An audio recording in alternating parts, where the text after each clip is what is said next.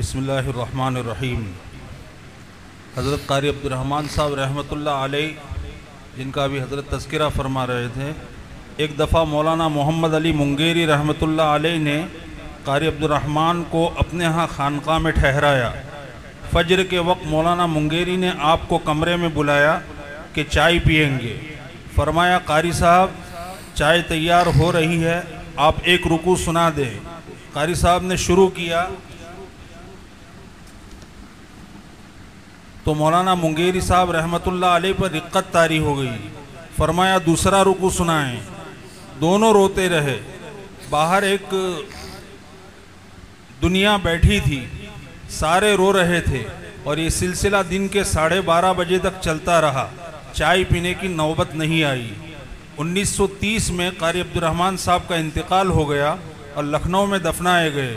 एक दफ़ा क़ारी अब्दुर्रहमान मक्की रहमतुल्लाह अलैह को अल्लाह ताला की मुलाकात ख्वाब में हुई तो अल्लाह ताला ने ख्वाब में फरमाया, क़ारी साहब मुझे अपना कलाम सुनाए। मैंने सूरह अनआम शुरू की।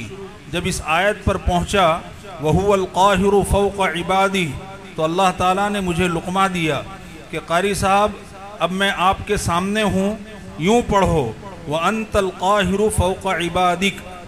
आपने अल्लाह ताला से ख्वाब में पूछा कि या रब्बल आलमीन, आपको बंदों की तरफ से कौन सी इबादत ज़्यादा पसंद है? तो अल्लाह ताला ने फरमाया, कुरान मजीद की तिलावत। मैंने कहा कि एक शख्स समझकर पढ़ता है और दूसरा बग़ैर समझे पढ़ता है। तो अल्लाह ताला ने फरमाया कि दोनों मेरे यहाँ मकबूल हैं, कोई भी महरूम नहीं।